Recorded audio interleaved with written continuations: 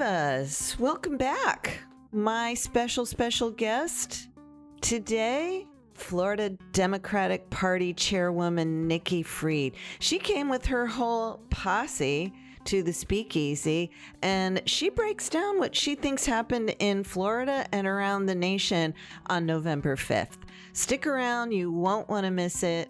FDP Chairwoman Nikki Fried. Government and the system don't work for the people. That is just an inherent statement that most people feel. And you vote and nothing changes. Donald Trump came in and said, I hear you, I see you. He's a con artist, so he's not the right messenger, but it's the right message. And we as Democrats have to get back to that populist, we got to fix this system. We got to fix how to get people back into believing that government works for them. You're listening to Deeper Dive with Dara, a podcast by the News Service of Florida. Let's dive in. Divas, guess what? We have a full house in here with us this morning. Florida Democratic Party Chairwoman Nikki Fried. She is one of my OGs, another one. I know you guys are sick of hearing me say it. And she brought her posse with her. She's got Jake here. Jake, hi. And Matt, the Deputy Comms Director. Deputy Comms Director. Sorry, I apologize, Matt. I stumbled over it twice. And we are going to take a deep dive into all things Florida politics. Florida politics here in... We are not in the terracotta room, sadly. This is where you guys joined us last time, in the terracotta room. We did. Moved on. I was talking with a friend of mine last night, and I was kind of trying to be delicate and segue into what I was going to ask you. And she said, what everybody wants to know, what the hell happened? Yeah. What the hell happened? I think you have to dissect into two different lanes. First, nationally. Right. Nationally, and the way I kind of describe it is you had two paths to go on. You had one where your family member has been diagnosed with, a debilitating condition that there's going to be an end of life, and you watch them struggle for a year, 2 years, but you get mentally prepared for the termination. And then you have one that's a car crash, and where it was all of a sudden, and it hurts. It hurts. And Democrats walked into this season feeling really good, really confident that we're talking about, in our eyes, joy, and about how to have democracy. And we were talking about what was happening on everyday, financial woes of the people, and making sure that we're recognizing that inflation has gone down, but also the recognition that not everybody feels it. But we felt that we were getting the support of Republicans and independents and Democrats. And you saw here in Florida, 150,000 volunteers coming out, and you had these rallies of 70,000 people and just door knocking everywhere and independents breaking for us. And you saw all this excitement that there was just no way that we could have lost the White House and Congress. You went to sleep on Tuesday night and woke up Wednesday morning to the reality that that's exactly what happened. And so while, unfortunately that one side is calling this a mandate, which is absolutely not a mandate, collectively through the 7 battleground states, I think it was less than 200,000 votes collectively. We were able to flip U.S. Senate races. But the big but is that we lost Congress and we lost the White House. It feels like more of a mandate here in Florida because there were expectations about legislative races, and that didn't pan out. The two, even though these were not partisan, I'm using air quotes, the proposed constitutional amendments dealing with abortion and recreational marijuana, those both went down, even though they got more than 50% of the vote. So I think in Florida, it was a little more, like I said, that the cut was a little deeper. Well, like I said, there was two conversations. There was one, what happened on the national stage, that the entire country went red and more red. Even in the blue states, you saw a 10-point swing in blue states. Here in Florida was a different conversation. Remember where we were in 2022, where we had 53% turnout for Democrats, where we lost House seats and congressional seats and Senate seats. No statewide elected Democrat for the first time since Reconstruction. For the first time, we have no statewide Dems. We were a super minority in both the House and the Senate. All of those things had never happened in Florida before. And so now we're sitting in a situation where the bottom fell out of us in 2022 and having to regroup.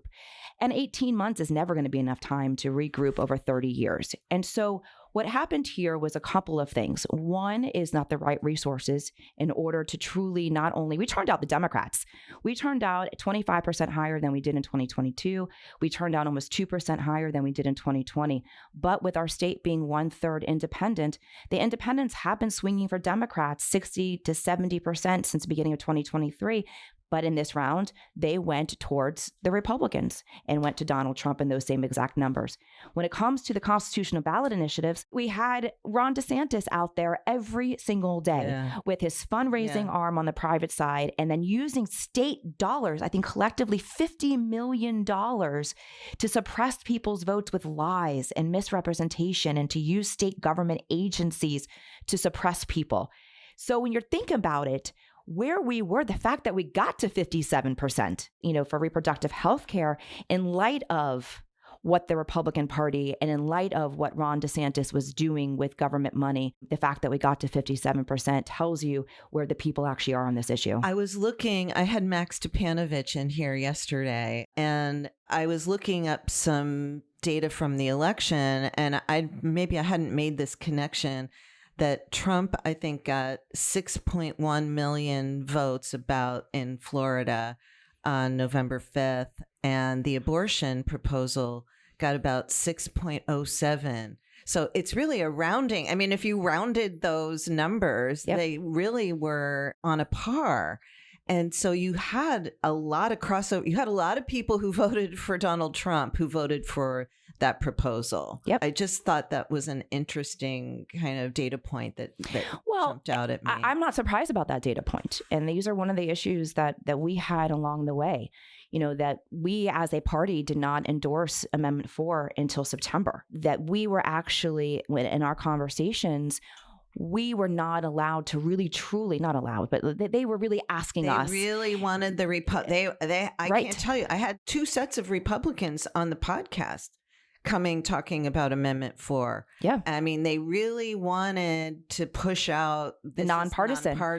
And so now you're asking the most partisan person at this point in the state, me, and the party to stay out of this conversation. And so what it really did was we couldn't make the connection and go hard. How can you be voting for Amendment 4 and then voting for a guy who wants to have a national abortion ban? And so we weren't able to truly have resources and conversations to connect those dots to the voter. How can you vote for a member of Congress who would vote for an all-out abortion ban and still vote for Amendment 4 here? And there just wasn't those types of resources or an ability to connect the dots for people.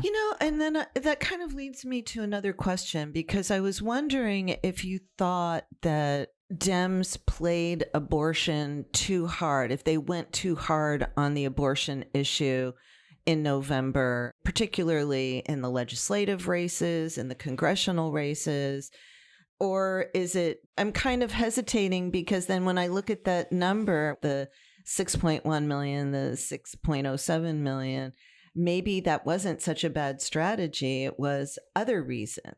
I don't think, from the conversations with the candidates that I had along the way, mostly our legislative races, they really weren't focused that much on abortion. It was kind of like part of their conversation, part of their pitches, but they were focused on affordability. Every candidate that I walked with, every candidate that I knocked on doors, they're talking about property insurance, the unaffordability of rent and purchasing of homes. And if you're talking to coastal communities, you're talking about the environment. So really in Florida, we were talking about the kitchen table issues. The problem was that people in Florida were not believing that we as Democrats in the legislature were going to solve their problems for them. I'm saying it's the bacon election.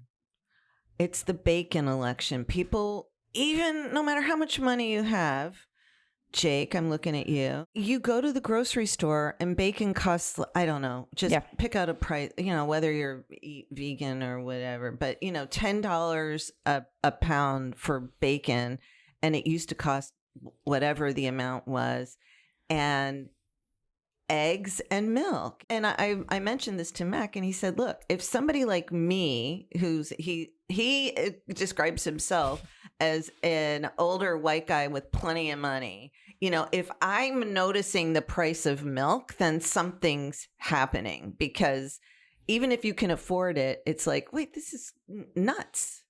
Yeah. So I think that there's a lot of things happening to unpack even on the price of the foods and goods. First of all, to that point, yes, we have more money in our pocketbooks. We have more money in our bank accounts due to Biden's economy.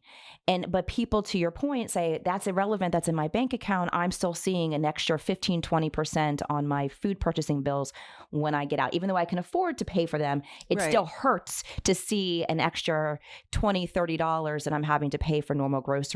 But here's the problem. As past Commissioner of Agriculture, I know this, that the price of milk is never going to be 99 cents again, that it was when we hear from our parents and our grandparents of what the price of milk used to be, because that is not how the economy works.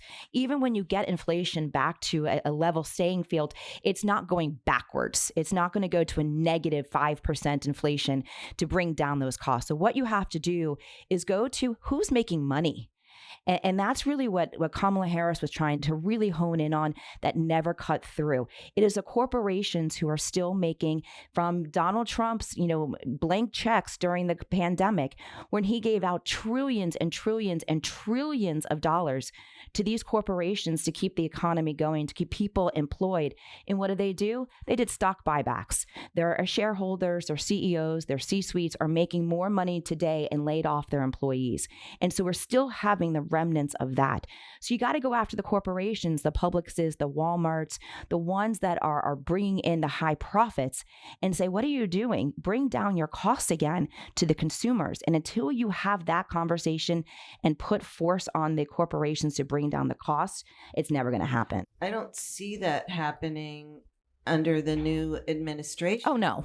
I have no doubt that that's going to happen under a Trump administration. That will not happen. If you're talking about tariffs, things are going to cost more. Yep. And I think that things aren't going to get cheaper. They're going to either stay the same or get more expensive. And people are just going to move on. That's right. Because you don't have somebody like Trump who is telling you this is stereotypical dictator personality.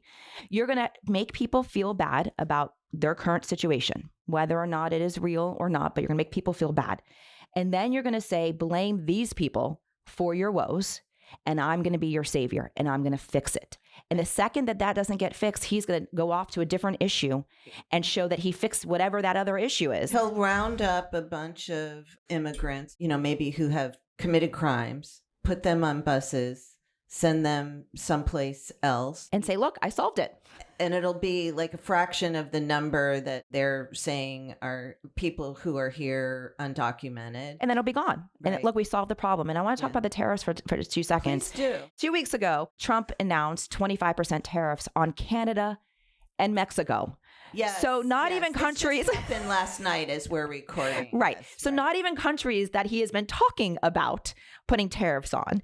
But so one, I don't know the answer to this, and certainly anybody who's listening who's a better legal analyst on this, whether or not that violates the USMCA, which is a negotiated trade agreement between Canada and Mexico.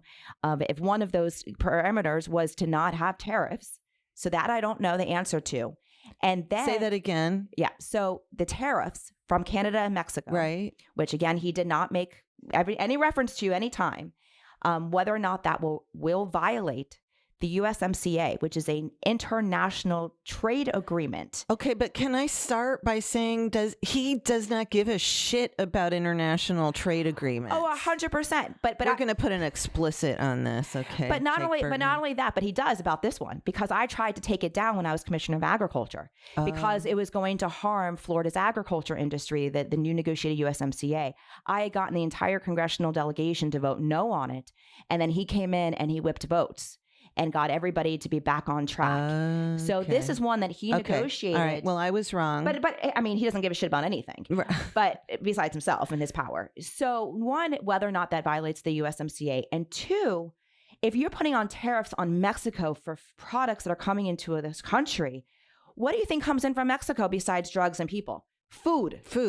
Our fruits and vegetables. I think they make a lot of cars there now too, or maybe I'm wrong about that.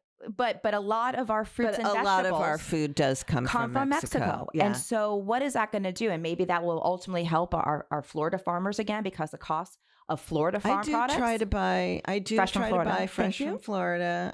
We had Chef Justin on the show again recently for a palate cleanser after the election. Thank God for that, right? He's awesome. But yeah, I do try to shop for that. But yes, if you're looking to save money, eventually it's going to be the fresh fruits from Florida, because Mexican fruits and vegetables are going to have a 25% tariff on them. Although they're struggling right now post these storms, some of our fresh fruits and vegetables got impacted by that. So that's another story. You mentioned something about the NPAs, that you got the Democrats out. Nationally, the Democrats didn't show up en masse like they did 4 years ago. That's part of the reason why Kamala Harris did how she did, right? But in Florida, how do you break through to the NPAs? They're voting for abortion. They're voting for pot. What's the disconnect? Is there a disconnect? I guess this is a fair question. There was not a disconnect the last year and a half. So we were able to get 60-70% of independent vote for Donna Deegan's race and for all of the city commission. She's the mayor of Jacksonville, who in a very considered to be a red part of the state, but actually, but she's the first Democratic. She's the first Democrat in almost 15, 20 years, and the first female ever. It was a big deal. Yeah. And so we had that race, and then we went forward, and even in a House race special election in December of last year. Well, before Tom Keene, we had a special election down in Miami-Dade and moved the needle 30 points. We didn't win the seat, but we got closer by 30 points. And then Tom Keene's, we saw 60-70%. We saw it in our school board races in August. Yeah. We saw it in Daniela Levine Cava's reelection in Miami-Dade County in August, 60-70%. So when we are able to keep on Florida issues and talk about local candidates, Florida issues, independents are with us because they're seeing the high price of property insurance. They're seeing the high price of rent and home ownership and all of the things that the Republicans have done to the state, the extremism of book bans, of the 6-week abortion ban, and are holding them accountable. But when you're when the national narrative takes over, we were unable to lock them in for this election. Okay, so that's a big deal, though. So that means like you can make little gains in midterms. Yes. But in the meantime, how do you fundraise? Where do you get the resources for the midterms if that's where your best bet is? It's having that conversation. I mean, I'm on the phones with donors every single day. And not a single donor that I've had a conversation with in the last week and a half are saying we are giving up. We are behind you, Nikki. Except John Morgan, I guess. Well, John Morgan hasn't been here in the Florida Democratic Party in quite some time at this point. It's like I love John Morgan in many ways because he's entertaining and I've had him on the show. But I'm kind of perplexed. Somebody sent me something. He was on some Chris Cuomo's show and said, was very adamant about how Kamala Harris, like he knew she never stood a chance and whatever. And he's a Democratic mega donor. And I'm like, I don't know that he is anymore. I think he's kind of, he definitely has had a different role in the last, since medical marijuana. I mean, actually since probably 2018. I mean, we all knew that he went in after the primary pretty heavy with Andrew Gillum, and we all know that the fallout that came after the election with money left behind. Yeah. And I think that was very sore. He's still hot about that. Right. And I think that was ultimately the turning point. He came in and supported Joe Biden. They've been friends for forever and a day. Yeah. But outside of that, the Florida Democrats are dead to me, I think, is kind of the... Yes. And I think that we as Florida Democrats have lost John Morgan for the foreseeable future. Unless there's a candidate along the way that he falls in love with and believes is in line with his own politics. Okay. Well, it might be John Morgan. Just saying. No, it probably won't ever talk to me. But our donors here are committed to the cause. You know, and that's what the great thing is about Democratic donors. They truly believe in a better quality way of life. I mean, I know this because I'm in a movie club with some people, including my neighbor. We help screen the movies for the Tallahassee Film Society, which was our movie theater got destroyed in the tornado, but we're showing movies at the IMAX. So if you have an interest in watching some independent movies, please go and support us at the IMAX. Shameless plug there. It actually is a really cool thing, so I encourage you to participate in that. But anyway, he was a state committee man, I think, or very active in the Leon County DEC. And he's always and just so people know, petitions. The DEC is a local county party for under Democrats. That's right. Yes. Now, our listeners are so sophisticated; they would know that. I don't doubt that, because most electeds don't know what a DEC looks. Really? I'm just kidding, but it's true. They used to have to come up through, and get those endorsements, but things have changed now. They already know who's going to be the next speaker before they even qualify for running, right? But anyway, he's gathering petitions. Lots of times during our movie meetings, people are coming by, picking up the abortion petitions. He's involved in the Medicaid for All petition initiative. Now, we had Karen Woodall in here with us a couple weeks ago. She says that's still happening. So we'll talk about that on another show. But they are we did kind of a postmortem after the election with my movie club, and I will say that most of them are Democrats, retired people who are Democrats, and his question is like, how do we reach out to working class people? And that was a question that I have for you. How did the Republican Party, how did however much money Trump has or doesn't have, but somebody who has, gold toilets and whatever, grew up very wealthy, is a very wealthy person. How did he become the champion of working class Americans? And now we've got the world's wealthiest billionaire, Elon Musk, carrying the torch. That's right. For that. How did that, it's kind of like, this is what? Easy. This is easy. Okay. This is easy. Government and the system don't work for the people. Like that is just an inherent, statement that most people feel. Like, most people feel that you've got all these rich people in Washington, D.C. in suits and ties. Right. And regardless if they're Republican, if they're Democrat, they see these nice jets that the lobbyists fly on. They see that the dinners that people coming out of, whether it's in Tallahassee or your capital, and you're sitting and you're working really hard just to barely make ends meet. And you put on your TV and all these people are squabbling about bathrooms and things that just are so inconsequential to your everyday life.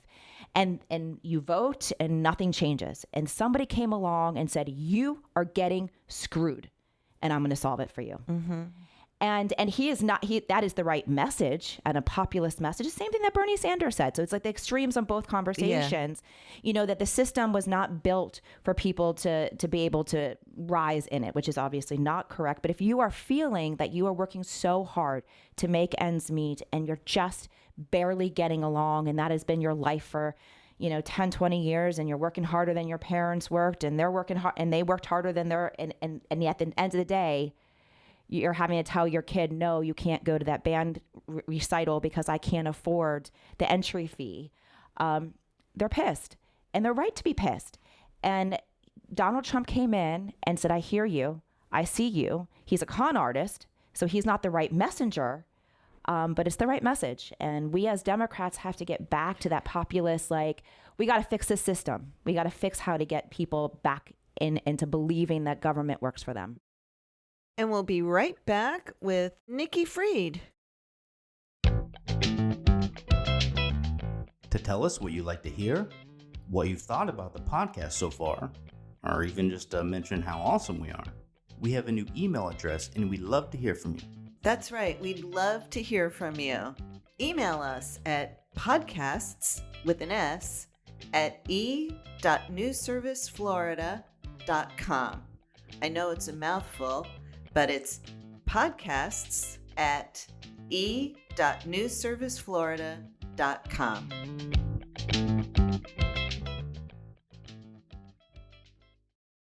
And we are back with Nikki Fried. Do you think that the social issues, people are calling it identity politics? What does identity politics mean? I think when people say identity politics, this is just Dara, Cam. Nobody gives a shit what I think, but I have a podcast, so I'll just say it. I think when people say identity politics, they're talking about transgender issues. I could be wrong. Maybe they're talking about racism. Maybe they're talking about gender issues. But people are saying Democrats got caught up in identity politics.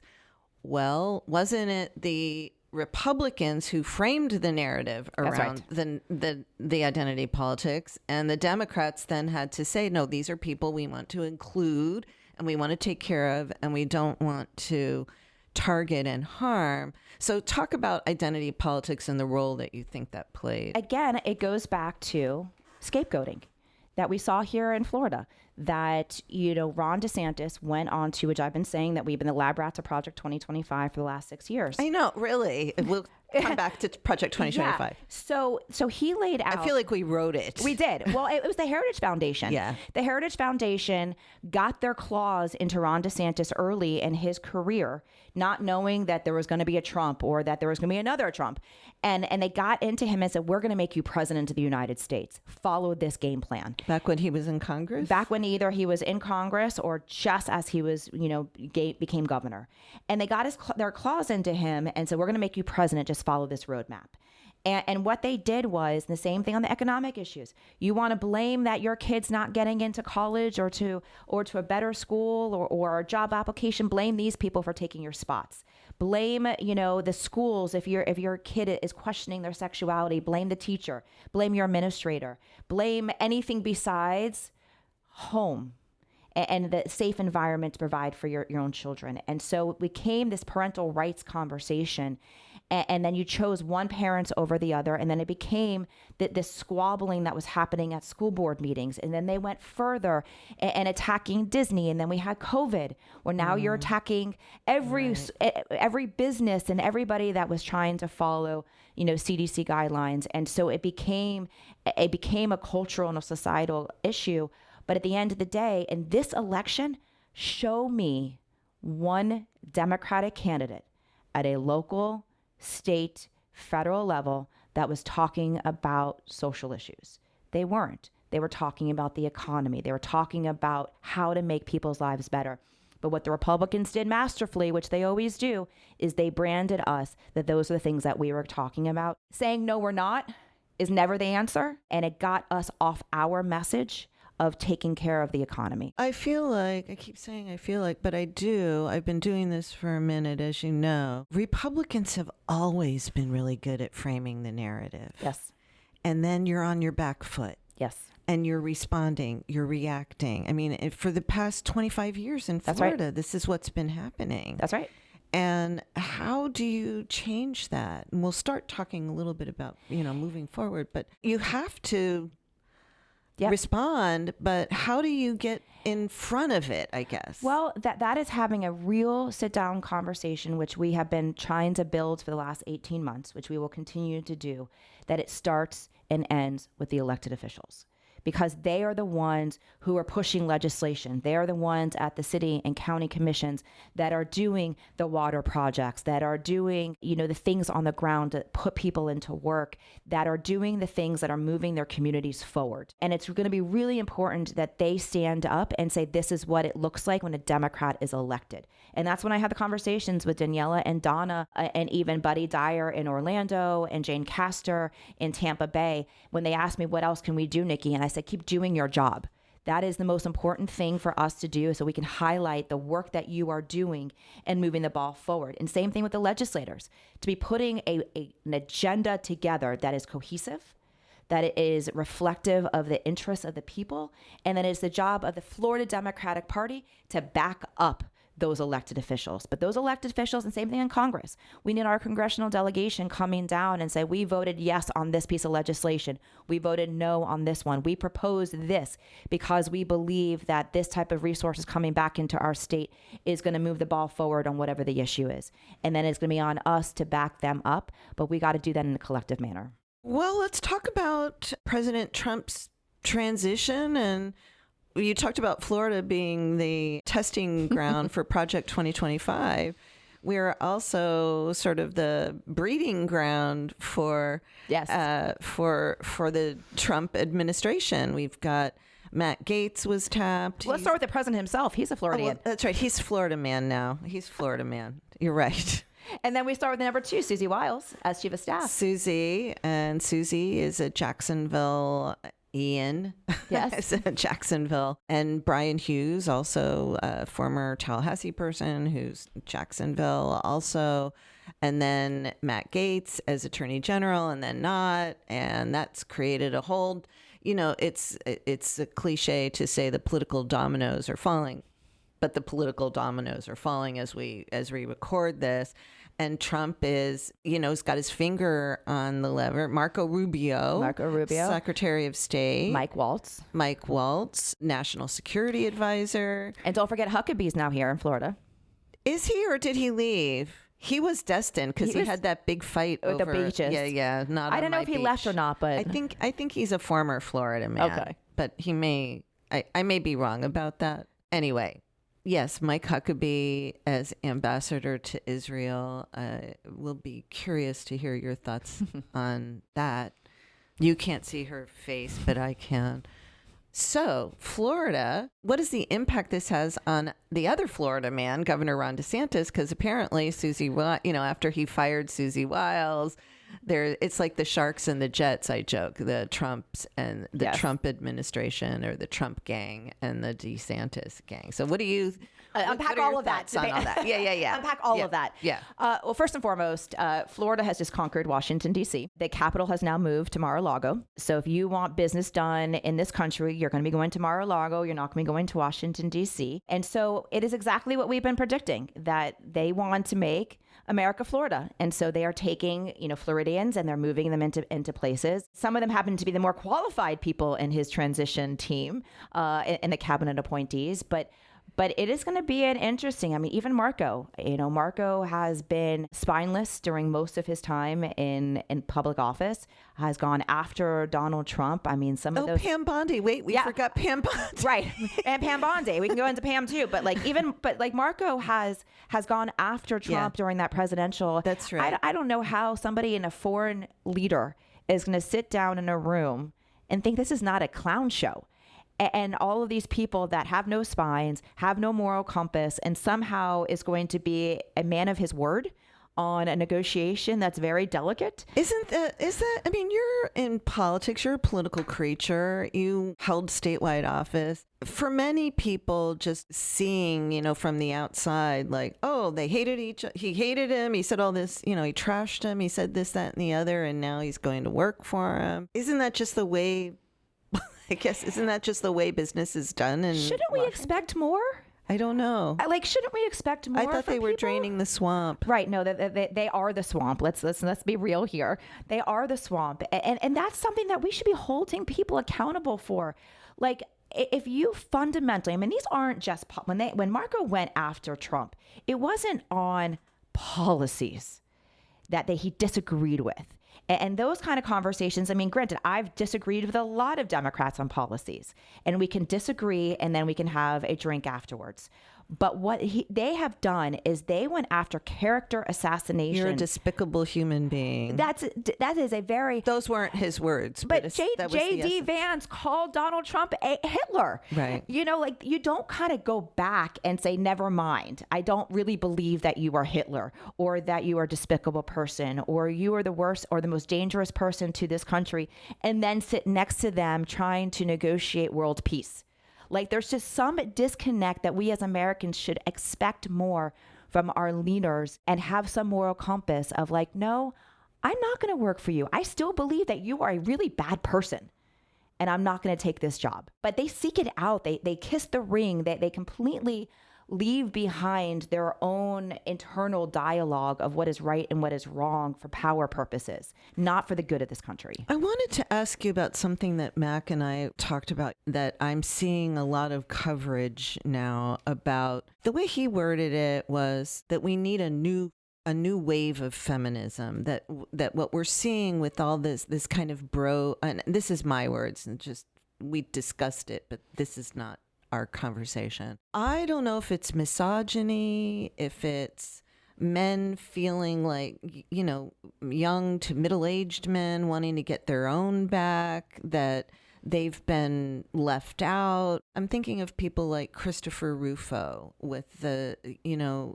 grievances against DEI, against, you know, this movement towards the trad wife thing or whatever. Do you know what I'm saying? Like, do you think this is, that we're heading in that direction, that there's like an authoritarian, an autocratic populism, I guess is the word, and that women are somehow caught up in that? Have you thought about that? I haven't thought about that, but what I heard a lot in the campaign trail and a lot of things that we saw is Republican are for men, Democrats are for women. And you kind of start seeing a little bit, and you even saw as far as turnout was concerned, you started seeing this kind of divide inside the parties based on gender. But if there was this big threat from Donald Trump to uteruses, to freedoms, you know, then where were all the women? I think what happened is a couple of things. I think one, we were talking about at the beginning part of this podcast, the women are the ones at the food store. The women are the ones who are the trying the economic the issues. kitchen table At the end of the issues. day, we can care about our uteruses all day long, but if I can't feed my children, I'm caring more about how to make sure that my kids are safe at school, which obviously it would not be a Trump administration, but you know, I want to make sure that there's food on our plates. And I'm the one who's I'm checking the mail and I'm seeing another late notice on my rent. Right. And I'm feeling that pressure.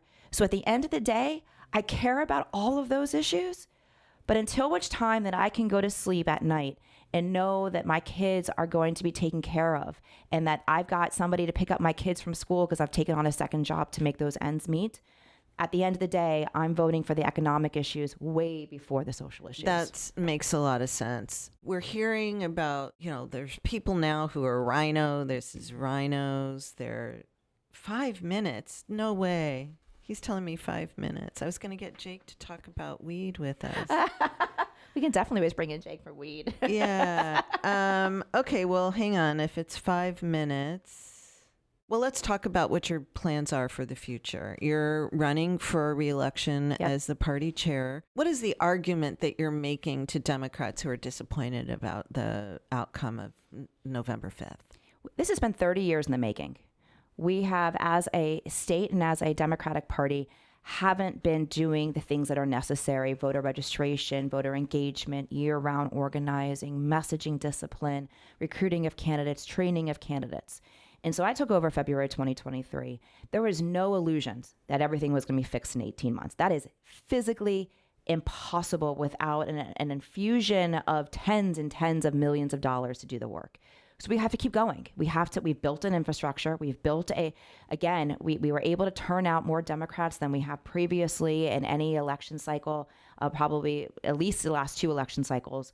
We were able to recruit candidates. We saw 150,000 people turning out. We had some counties that had 95% turnout rating.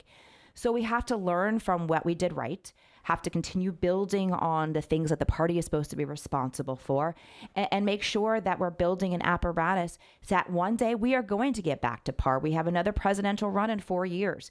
And unless the national conversation is how do we put Florida back in play, we're going to continue having these conversations, and we're going to have to be scrappy until the real dollars come into play. That means having the local election wins. That's the mayor's election, school board races, House, city and county commission races, flipping, the seats that we can in the House and the Senate, always getting ready for 2030 when redistricting what happens. And hopefully we get to that point where we're at parity and start getting a map that's more reflective of the people.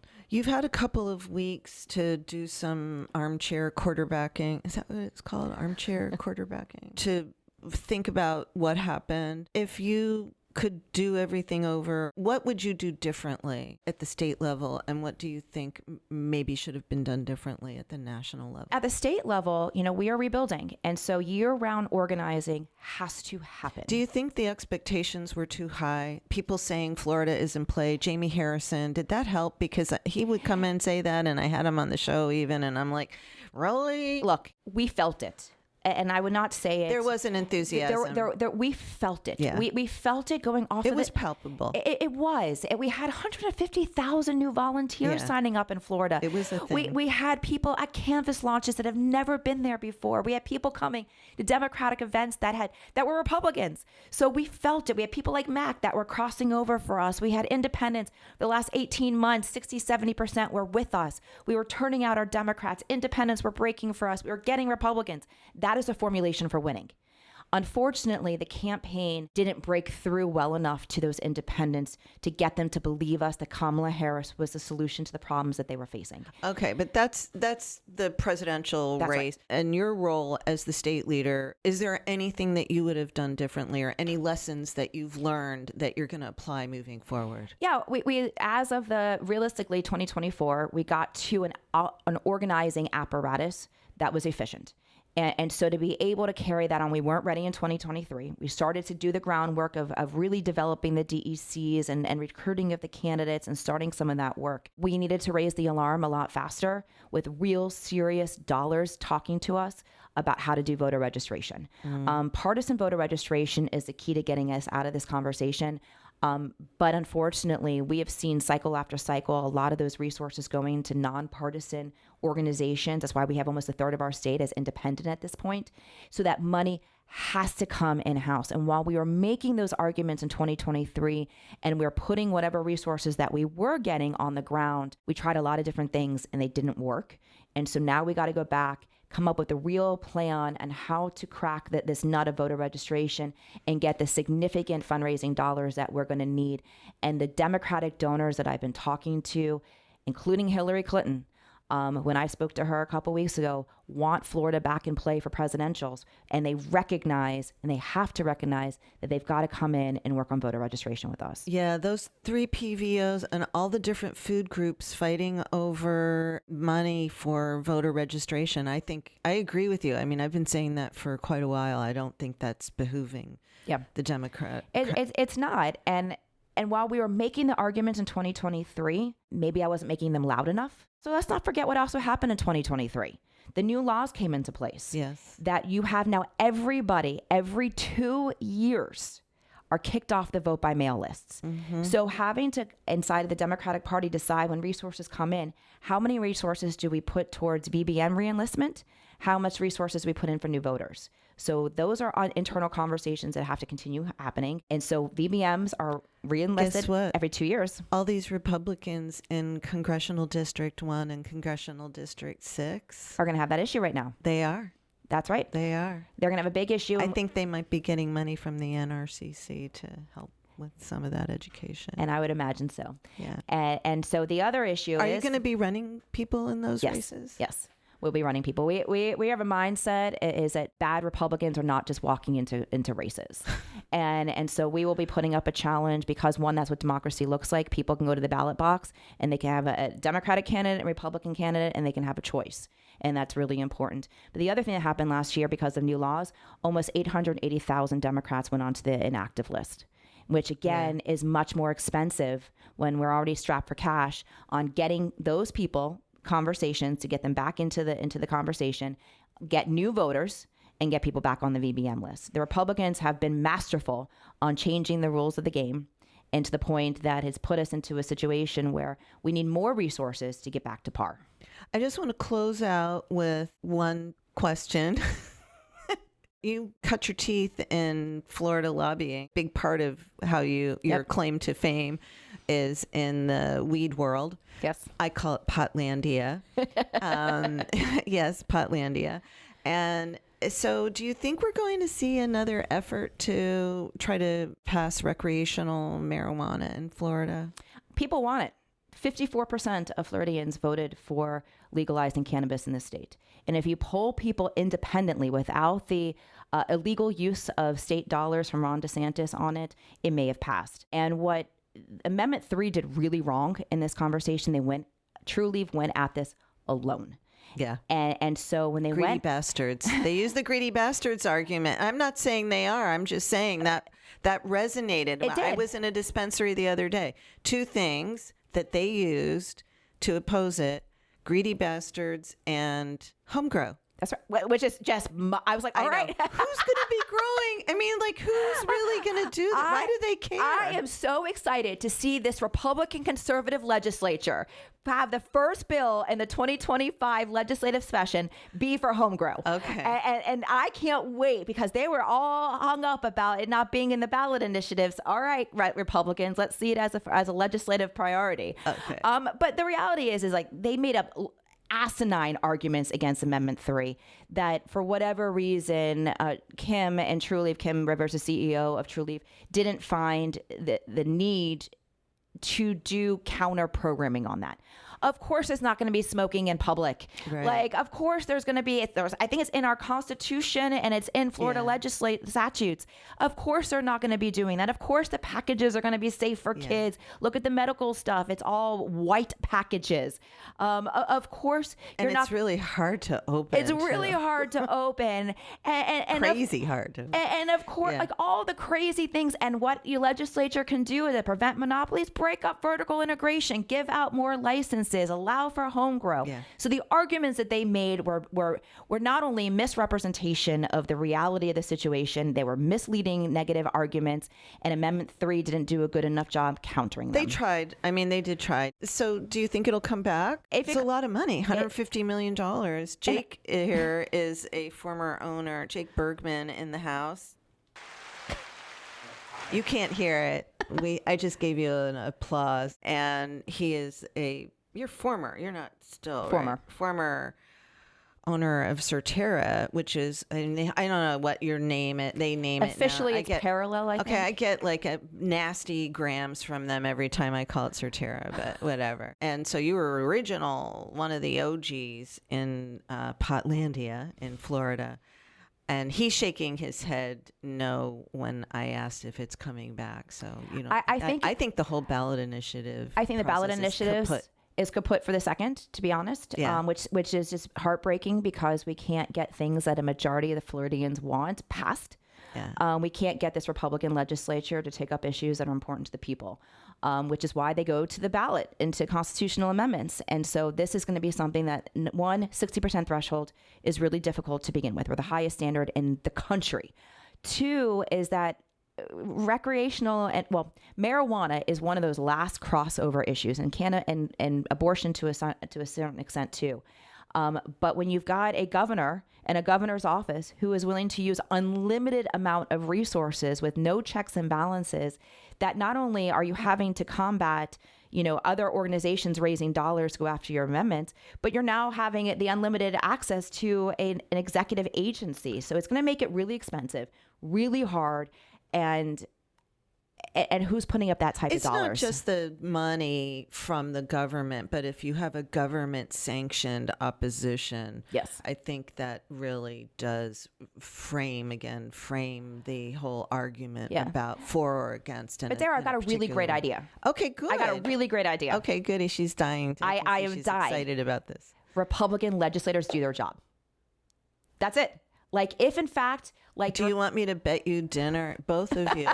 They're not going to do all three of us dinner at your favorite Tallahassee restaurant about whether that's going to happen or not. I mean, that's the problem is that the people of this state need to understand and wake up that the issues that are important to them, cost of living, access to health care, access to mind your own business. If I want to go home and I want to smoke my weed instead of 2 glasses of bourbon, that's my prerogative. Like if I wanted to, we've got, Jake's got three sons. They know all about the cannabis world. Mm-hmm. We have it in drawers, our stuff. They know not to touch it. We have conversations and you teach them just like in alcohol in your household. Or guns.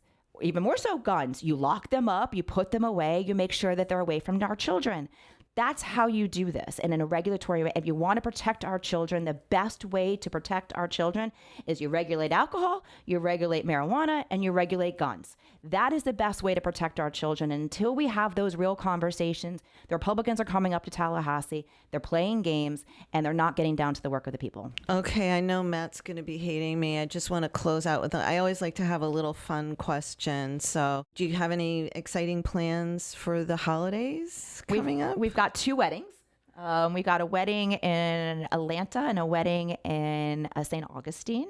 You're getting married twice? Oh, we are not starting any rumors, Dara. Oh my God. Those rumors are behind us. Didn't you call it the scandal? Yes. The scandal bar? Jake and I are not getting married at either one of those ceremonies. She was very clear on that. Very clear. But we've got those. St. Augustine's a great place. We love St. Augustine. So we're going to be spending some time. I'm a December baby. So we've got some stuff going on in South Florida for the holidays, seeing family and friends. And, as you know, when you're involved in politics, the level that we are, family and friends don't always take front seat. And so we're going to be spending a lot of time with family and friends over the next few weeks.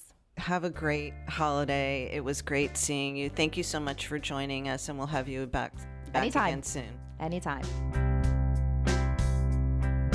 Thanks for listening to Deeper Dive with Dara, a podcast by the News Service of Florida, hosted by News Service senior writer Dara Cam and produced by me, Mike Exline.